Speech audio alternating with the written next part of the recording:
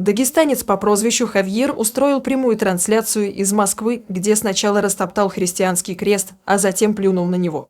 Такое неуважение к святыне не прошло незамеченным.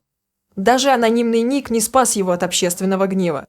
Спустя 12 часов после того, как запись появилась в интернете, возмездие настигло бородача. Что же именно произошло? Об этом вы и узнаете в нашем выпуске. Подписывайтесь на канал, чтобы не пропустить новые видео. Стример из Дагестана, известный под ником Хавьер, во время прямой трансляции на глазах у 300 зрителей наступил на христианский крест и плюнул на него, сопровождая это оскорбительными и нецензурными высказываниями в адрес всех христиан. Хавьер вел трансляцию под псевдонимом, опасаясь раскрыть свою настоящую личность. Однако возмущенная общественность быстро разоблачила его. Кто же этот бородач?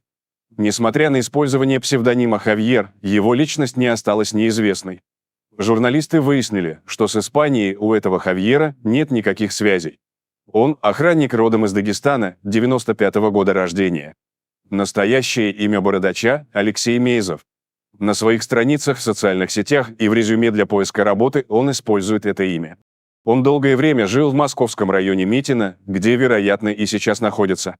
Среди его подписок ВКонтакте – группы, посвященные интимным знакомствам в Москве.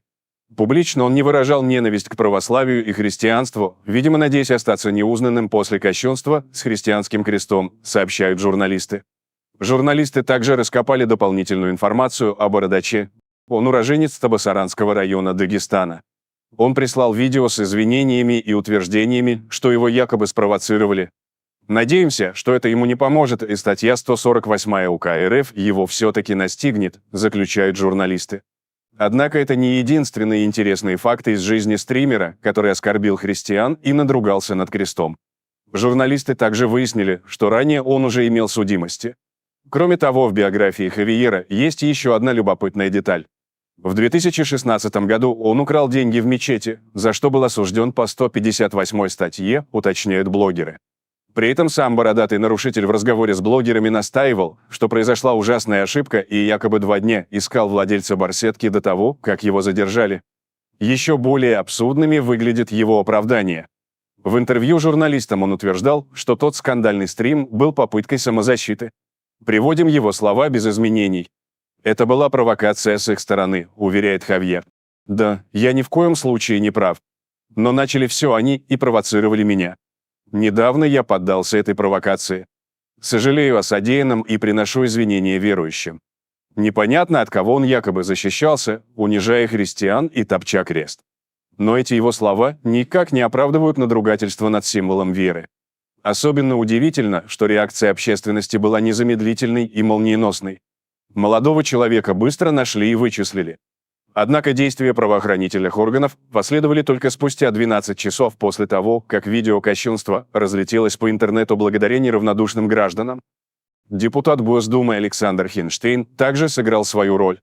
В своем телеграм-канале он прокомментировал инцидент с крестом. Естественно, он прикрывается вымышленным ником в сети, потому что трус, возмущается политик. Он записал извинительное видео, заявив, что топтал крест в целях самозащиты. «Я прошу правоохранительные органы немедленно начать поиски этого негодяя. Направляю свое обращение в Генпрокуратуру и МВД. Такое наглое надругательство над православными святынями должно быть строго наказано по закону. Прошу также заранее позаботиться о правильном размещении этого субъекта в местах лишения свободы». Заместитель председателя отдела по взаимоотношениям церкви с обществом и СМИ Вахтанг Кипшидзе в своем телеграм-канале поддержал Хинштейна, считая его обращение в правоохранительные органы обоснованным. Поведение данного человека вызывает глубокое возмущение и, по моему мнению, является преступным. Важна незамедлительная реакция правоохранительных органов. Раскаяние возможно, но только после соответствующих действий в рамках закона, заявил он. Вахтанг Кипшидзе также выразил надежду на четкую реакцию мусульманской общины. Она должна быть такой же, как и наша реакция на кощунственные действия в отношении исламских символов. Кирилл Кабанов, председатель Национального антикоррупционного комитета и член СПЧ, отметил: «У нас в стране существует довольно своеобразная практика применения статьи 148 УК РФ «Нарушение права на свободу совести и вероисповеданий». Сколько раз мигранты оскверняли российские православные храмы без каких-либо последствий? Одного из них признали временно невменяемым без должной экспертизы и в кратчайшие сроки. А этот дагестанский стример-экстремист сознательно осквернил православный крест, записывая свои действия на видео, после чего свободно рассуждал о мотивах своих действий, продолжая разжигать межрелигиозную ненависть, подчеркнул он. Московские следователи возбудили уголовное дело по статье «Нарушение права на свободу совести и вероисповеданий в связи с оскорблением религиозных чувств верующих». Стример уже задержан.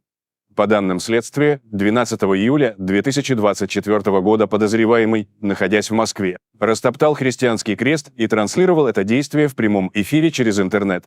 Таким образом, он публично оскорбил религиозные чувства верующих. Следователи быстро идентифицировали и задержали фигуранта.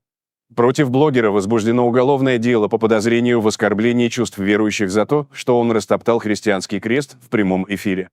Ему предъявлены обвинения, сообщил Главное следственное управление Следственного комитета России по Москве. Ну что же, на этот раз наказание стремительно настигло негодяя. И суд над ним произойдет на земле. А что насчет всего этого думаете вы, уважаемые зрители? Делитесь своим мнением в комментариях и не забудьте подписаться на канал, если этого все еще не сделали. Всем добра, всем пока!